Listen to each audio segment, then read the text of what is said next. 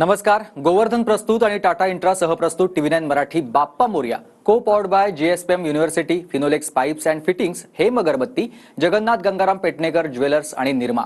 या कार्यक्रमात मी सुमित शंकर सावंत आपल्या सर्वांचं मनापासून स्वागत करतो. आपल्या लाडक्या गणराया पाठोपाठ आता गौराईचंही आगमन झालंय. माहेरवाशिणीच्या आगमनानं भक्तांचा उत्साह द्विगुणित झालाय. याच भक्तिमय वातावरणाचा आढावा आपण या कार्यक्रमाच्या माध्यमातून घेणार आहोत.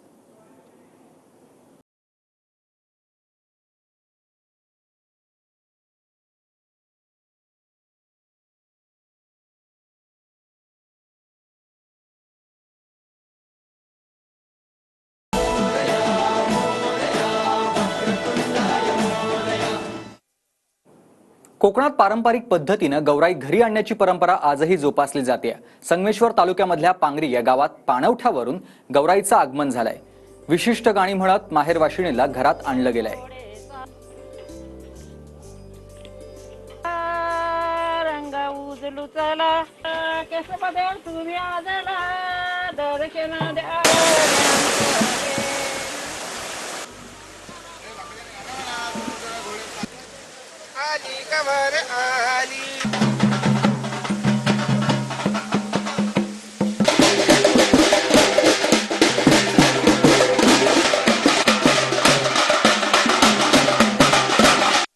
गणेशोत्सवातील सर्वात महत्त्वाचा सण म्हणजे गौराईचं आगमन.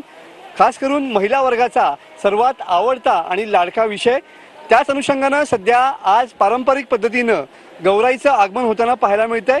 आपण संगमेश्वर तालुक्यातील पांगरी या गावामध्ये आहोत आणि कोकणामध्ये पारंपरिक पद्धतीनं या ठिकाणी गौराईचं आगमन होताना पाहायला मिळतं आहे. खड्यांच्या गौरी आणि मुखवट्यांच्या गौरी अशा दोन गौरी या ठिकाणी आणल्या जातात आणि त्याच अनुषंगानं पारंपरिक गाणी म्हणत पाणवठ्यावरनं या गौरींचं आगमन या ठिकाणी होताना पाहायला मिळतंय. आज माहेरवाशिणीचा हा सण आहे, कारण माहेरवाशिणीला गौरी आणण्याचा, गणपतीच्या दिवशी गौरी आणण्याचा मान मिळतो आणि त्याचमुळं सगळ्या बायका या नटून तटून या ठिकाणी पारंपरिक वेशभूषेमध्ये आलेल्या पाहायला मिळतात. या 5 खडे या ठिकाणी पाणवठ्यावरनं गोळा केलेले आहेत आणि याच गौरी म्हणून पूजन करण्याची कोकणातली परंपरा आजही कायम आहे. नदीवरनं किंवा पाणवठ्यावरनं या ठिकाणी पारंपरिक पद्धतीनं गौराईची गाणी म्हणत या ठिकाणी गौरीचं जे आगमन आहे ते या ठिकाणी होताना पाहायला मिळतं आहे. पुढचे 2 दिवस म्हणजे उद्या गौरीचं पूजन असणार आहे आणि परवा गौरीचं विसर्जन असणार आहे. त्यामुळं खऱ्या अर्थानं या पारंपरिक पद्धतीनं या गौराईचं आगमन पाणवठ्यावरनं सध्या होताना या ठिकाणी पाहायला मिळतंय.